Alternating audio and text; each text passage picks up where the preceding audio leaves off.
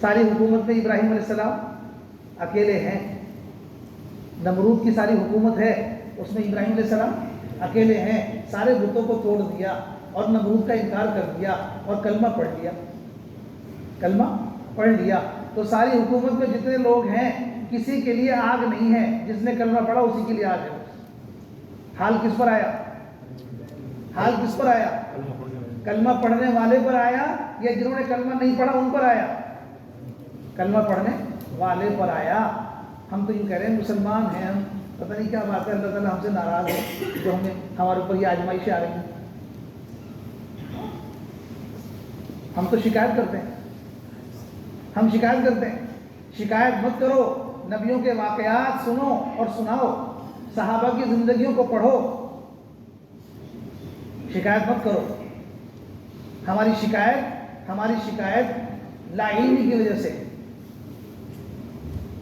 ہم جانتے نہیں، جو کلمہ پڑھ رہے ہیں اس کے لیے آگ جلوائی ہے، جس نے کلمہ نہیں پڑھا اس کے لیے آگ نہیں ہے. آگ میں کسے ڈالنا ہے؟ جس نے کلمہ پڑھا ہے.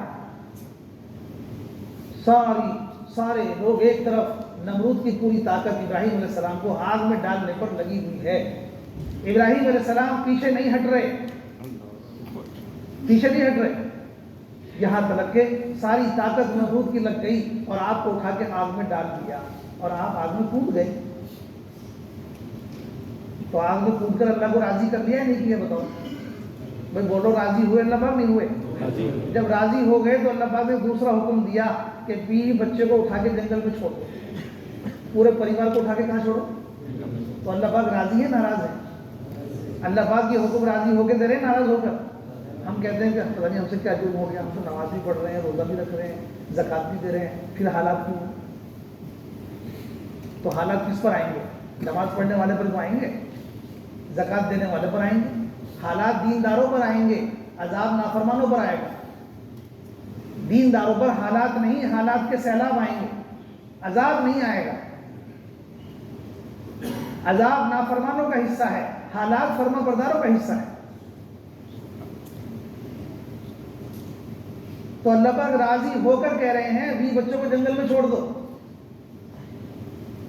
ابراہیم علیہ السلام نے بیوی بچوں کو اٹھایا، سب کو جنگل میں چھوڑ دیا. تو جنگل میں چھوڑ کر اللہ کو راضی کر لیا یا ناراض کر لیا؟ اور راضی ہو گئے. جب اور راضی ہو گئے تو اللہ پاک فرما رہے ہیں کہ بچے کو ذبح کر دو. بچے کو ذبح کر دو. پہلے آگ میں ڈلوایا، پھر پورے پریوار کو جنگل میں چھڑوایا، پھر جو کہہ رہے ہیں بچے کو ذبح کر دو. تو ناراض ہیں یا راضی ہیں؟ راضی ہیں. اللہ پاک حالات ڈال رہے ہیں راضی ہو کر. لیکن اب حالات کا سلسلہ تو دیکھو. آگ میں ڈلوا کے جلنے نہیں دیا، پریوار کو جنگل میں چھڑوا کر کے ضائع نہیں کیا، بچے کی گردن پہ چھری رکھوا کر کٹنے نہیں دی. امتحان تو ہوگا، حالات میں ہلاکت نہیں ہے، حالات میں تربیت ہے. حالات میں کیا ہوگی؟ تربیت ہوگی، ہلاکت نہیں ہوگی. کام کرنے والوں کو ڈرنا نہیں چاہیے.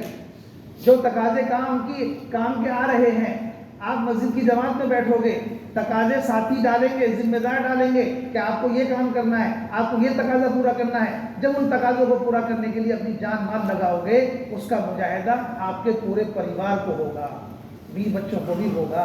ابراہیم علیہ السلام پر حکم آیا، ایڑیاں رگڑنی پڑی اسماعیل علیہ السلام کو، دوڑنا پڑا. حضرت رضی اللہ عنہ صفا مروہ پر کون دوڑی؟ صفا مروہ پر کون دوڑی؟ ہے حاضرہ. صفا مروہ پر وہ دوڑ رہی ہیں، بچہ ایڑیاں رگڑ رہا ہے. حکم کس نے پورا کیا؟ ابراہیم علیہ السلام نے. تقاضے آپ کے اوپر آئیں گے، آپ پورا کرو گے تو مجاہدہ بھی بچوں کو بھی ہوگا. ایک عورت، ایک مرد، ایک عورت، ایک مرد، ایک بچہ، ان تین سے مل کر امت بنی ہے. ان تین سے مل کر امت بنی ہے. تینوں نے قربانیاں دے دی. بیٹے نے کہا ابا چھری چلا دو. حاضر رضی اللہ کہہ رہی ہیں کہ اللہ ہمیں ضائع نہیں کرے گا. ابراہیم علیہ السلام آگ میں کود رہے ہیں. اللہ پاک نے ان کی قربانیوں کو قبول فرما کر یہ امت عطا فرما دی، یہ امت عطا فرمائی. ابراہیم علیہ السلام دعا مانگی تھی اس کے لیے، یہ امت عطا فرمائی. اور آپ کی ان قربانیوں کو قیامت تک کے لیے زندہ کر دیا کہ جاؤ حج کرنے.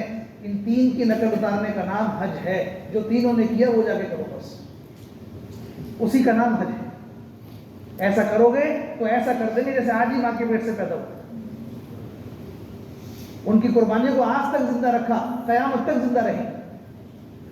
جو مسجدوں میں بیٹھ کر تقاضے اوڑھیں گے, جو مسجدوں میں بیٹھ کر تقاضے پورے کریں گے, ان کے بھی بچوں کو مجاہدہ ہوگا. ان کی بیویاں بیواؤں جیسی زندگی گزار رہی ہیں, ان کے بچے یتیموں جیسی زندگی گزار رہے ہیں, یہ تقاضوں پر چل رہے ہیں. اللہ پاک ان کی نسلوں میں دین کو زندہ کرے,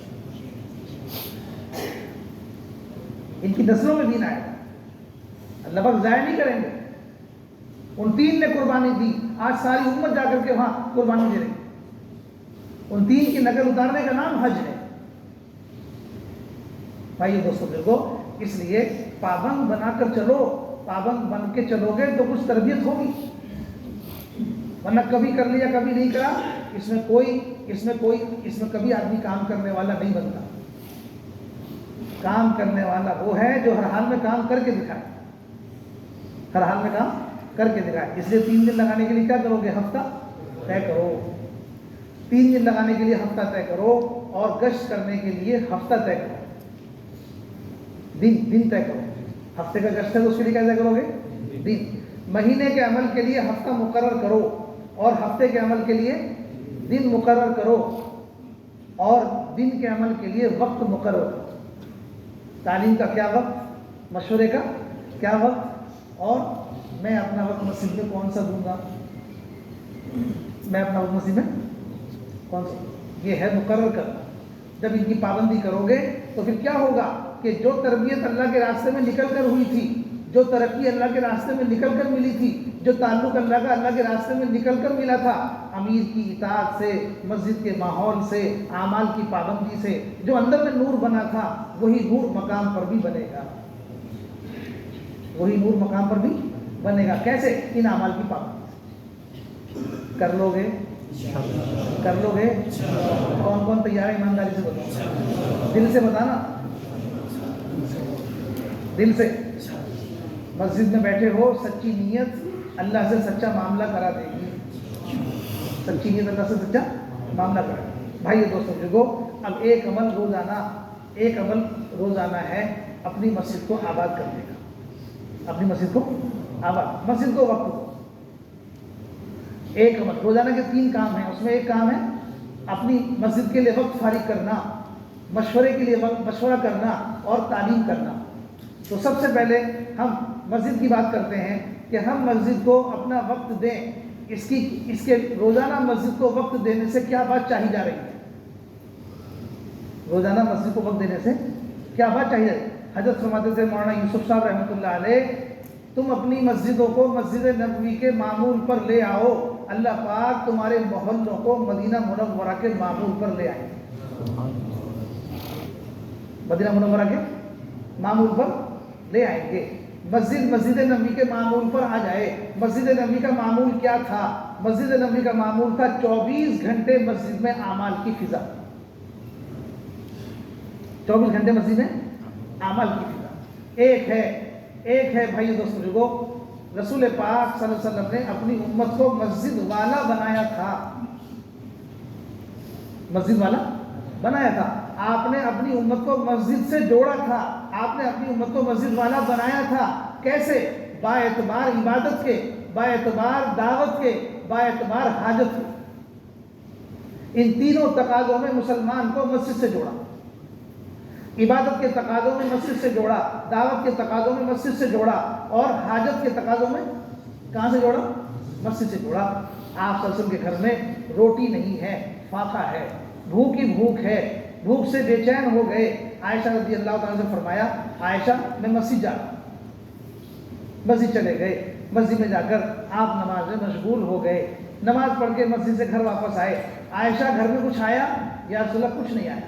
واپس مسجد چلے گئے.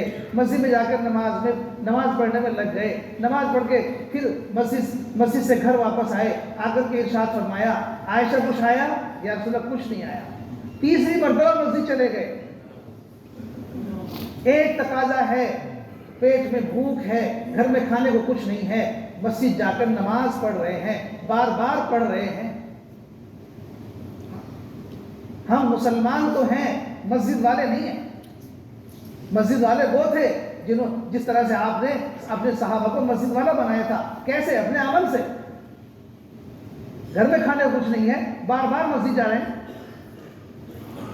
تیسری مرتبہ آپ مسجد چلے گئے, پیچھے سے حضرت عثمان رضی اللہ عنہ تشریف لائے, آ کر کے آپ کے بارے میں عرض کیا رسول پاک صلی اللہ علیہ وسلم کہاں ہیں. عائشہ رضی اللہ تعالیٰ عنہ بھوک سے, آپ کی بے چینی سے, آپ کے گھر میں آپ کے اس طرح سے گھر کے اندر کے اس سے اتنی بے چین تھی کہ صرف اتنی جملہ سن کر کے کہ اللہ کے نبی کہاں ہیں سن کر کے ہچکیاں مار کے رونے لگے. عثمان رضی اللہ عنہ اس غم میں بیٹھ گئے گھر کے اندر کہ سارا مدینہ جانثار صحابہ سے بھرا ہوا ہے, ایک سے ایک مالدار صحابہ مدینے کے اندر ہیں. رسول پاک صلی اللہ علیہ وسلم کسی کے پاس نہیں جا رہے, بار بار اپنی بھوک کے لیے اللہ کے گھر میں جا رہے ہیں. اپنے گھر میں چلے گئے, ہر طرح کا سامان لا کے گھر میں بھر دیا اور یہ کہا کہ ہم کس کام کے لیے, آگے کے لیے ساری بات کہہ کے گئے. رسول پاک صلی اللہ علیہ وسلم تیسری مرتبہ مسجد سے آئے گھر میں, ارشاد فرمایا عائشہ گھر میں کچھ آیا؟ یا رسول اللہ گھر میں. عثمان آئے تھے, یہ بات پوچھ رہے تھے, یہ سامان بھر دیا اور یہ بات کہہ کر چلے گئے. اللہ کے نبی نے ارشاد فرمایا اور قسم کھا کر کے فرمایا عائشہ, اور ایک ادنا سی چیز کی مثال دی, عائشہ اگر مجھے فلاں چیز کی, غالباً جوتے میں جو تسمہ ہوتا ہے اس کی کیا حیثیت ہے, اس کی مثال دے کر کے فرمایا عائشہ اگر مجھے فلاں چیز کی بھی ضرورت ہوگی خدا کی قسم میں اللہ ہی سے مانگوں گا. بار بار اس کی بات با اعتبار حاجت کے. مسجدوں سے ہمارا تعلق مچھلی کی طرح ہے, جیسے مچھلی پانی کے بغیر زندہ نہیں رہ سکتی, ایسے ہی مسلمان مسجد کے بغیر اس کی کوئی حیات نہیں ہے. ایسا تعلق ہمارا مسجد سے کرا ہے. ایک صحابی قرضدار ہو گئے تو مسجد میں آ کے بیٹھ گئے. آپ نے ارشاد فرمایا کیوں بیٹھے ہو؟ یا رسول اللہ میں قرضدار ہو گیا ہوں, قرض سے پریشان ہو کر مسجد میں آ گئے مسجد میں. آپ نے ارشاد فرمایا یہ دعا پڑھ لیا کرو, اللہم انی اعوذ بک من الہم والحزن. یہ پوری دعا ہے جو میں نے شروع کے جملے پر, پوری دعا حدیث میں ہے. ان صحابی کے قرضدار ہو کر مسجد میں آنے پر کہ قرضدار ہو گیا تو کہاں جاؤں, کہ اللہ کے گھر میں جاؤں. ہر صحابی نے سیکھا تھا. صحابہ فرماتے ہیں مدینے میں ہوا تیز چلتی تھی, ہم مسجدوں کی طرف دوڑ جاتے تھے. ہوا تیز چل رہی ہے, ہم مسجدوں کی طرف دوڑ جاتے تھے. ذرا سا آسمان کا رنگ بدل گیا, رسول پاک صلی اللہ علیہ وسلم اپنے حجرے سے نکل کر مسجد میں چلے جاتے تھے. جب تک وہ رنگ صحیح نہیں ہوتا تھا آپ حجرے میں نہیں جاتے. مسجدوں سے مسلمان کا تعلق کیسا تھا کہ ایسا تھا کہ مسلمان ہر حال میں مسجد کی طرف دوڑ رہا تھا. ایک صحابی ہیں ابو لبابہ, ان سے ایک جرم ہو گیا. کیا ہو گیا کہ ایک راز کی بات تھی ان کی قوم کی, آپ کی ایک راز کی بات تھی, انہوں نے قوم کو جا کے بتا دی. ہاں, جس قوم میں سے آئے تھے وہ یہود تھی, آپ اسلام میں داخل ہو گئے تھے, آپ کی قوم جو یہود تھی اسے جا کے وہ بات بتا دی. بعد میں غلطی کا احساس ہو گیا کہ میں نے یہ کیا جرم کر دیا. اس کی ندامت میں کہیں نہیں گئے, کسی کے پاس نہیں گئے, سیدھے مسجد میں آئے. مسجد میں آ کر ایک ستون سے اپنے آپ کو رسیوں سے باندھ دیا اور یہ فرمایا اے اللہ جب تک تو مجھے معاف نہیں کرے گا نہیں کھلوں گا. آج بھی وہ سکون ملے گا, مسجد میں جاؤ, اس کو آنا ہے ابو لبابہ, اس کے نام سے. کون تھے یہ؟ جرم ہو گیا تو مسجد میں آ گئے, قرض ہو گیا تو مسجد میں آ گئے, روٹی نہیں ہے تو بار بار جا کر کے اللہ سے مانگ رہے ہیں. یہ مسلمان کو سکھایا تھا مسجد والا بننا. مسجدوں کا تعلق ہماری زندگی میں اس طرح ہے. ہماری طرح نہیں کہ فجر پڑھ کے گئے تو ظہر تک نہیں آئیں گے, ظہر پڑھ کے گئے تو عصر تک نہیں آئیں گے, عصر پڑھ کے گئے تو مغرب تک نہیں آتے, مغرب پڑھ کے گئے تو عشاء تک نہیں آتے, عشاء پڑھ کے گئے تو فجر تک نہیں آتے. ہمارا تعلق مسجد سے نماز تک ہے, اس سے آگے نہیں. اللہ کے نبی نے مدینے والوں کو, صحابہ کو مسجد میں اعمال کرنا سکھایا تھا, مسجد کو آباد کرنا سکھایا تھا. ابو ہریرہ رضی اللہ تعالیٰ عنہ صحابی ہیں, بازار میں جا کر کہہ رہے ہیں مسجد میں میراث تقسیم ہو رہی ہے. بازار والے اٹھ کر مسجد آئے, مسجد میں دیکھا تو مختلف حلقے لگے ہوئے ہیں, کہیں قرآن کا سکھانا ہے، کہیں حرام حلال کا تذکرہ ہے، کہیں غیب کی باتیں ہیں، کوئی ذکر کر رہا ہے، مختلف حلقوں سے اور مختلف چیزوں سے مزید، مختلف اعمال سے مزید آباد ہے۔ بازار والے دیکھتے رہے، دیکھ کر کے بازار واپس چلے گئے، جا کر کے عرض کیا کہ اے ابو ہریرہ، مسجد میں کوئی میراث تقسیم نہیں ہو رہی۔ کیا ہو رہا تھا کہ مسجد میں یہ عمل ہو رہے تھے۔ ابو ہریرہ رضی اللہ عنہ فرما رہے ہیں کہ جو مسجد میں یہ اعمال ہو رہے تھے، یہی رسول پاک صلی اللہ علیہ وسلم کی میراث ہے۔ اس بات کی، اس حدیث سے دو باتیں عرض کرنی ہیں آپ سے۔ ایک تو یہ کہ مدینے میں بازار کے وقت میں بازار میں گشت، بازار کے وقت میں بازار میں گشت، اور مدینے میں بازار کے وقت میں مسجد عمل سے بھری ہوئی ہے۔ بازار کے وقت میں ادھر بازار بھرا ہوا ہے، ادھر مسجد عمل سے خالی نہیں ہے۔ مسجد میں حلقے لگے ہوئے ہیں۔